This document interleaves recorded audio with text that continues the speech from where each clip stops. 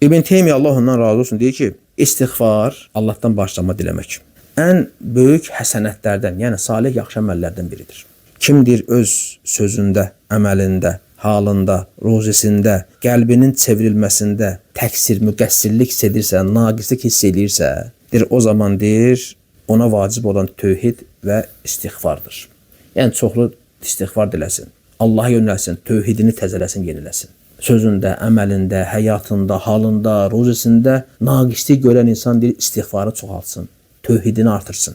Hətta oradan da belədir, subhanallah. Bax, Allah-u Teala necə yerdə bizə ondan bağışlanmağı tələb etməyə əmr edir. Nə qədər yerdə bax, ayələr var, hədislər var ki, Allah Teala bizə əmr edir ki, Allahdan bağışlanma diləyin. Nə deyir Allah-u Teala? Deyir, ey Adəm övladı, əgər sənin günahların səmaya qədər qalxsa, o qədər çox olsa və sən məndən bağışlanma diləsən, mən səni bağışlayarım, heç məhəl də qoymaram. Ey Adəm övladı, sən gecə gündüz mənə asi olursan. Məndən bağışlanma dilə ki, mən səni bağışlayayım. Subhanallah.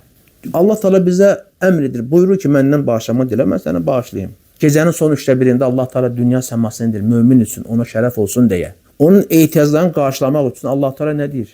Deyər, məndən bağışlanma diləyən varmı, onu bağışlayayım. Mənə dua edən varmı, duasına cavab verim. Məndən istəyən varmı, ona istədiyini verim. Bax, Allah Teala'nı görürsən, yəni məğfirət qapısı genişdir. Vallahi eləsək, Allah həqiqətən bağışlayacaq.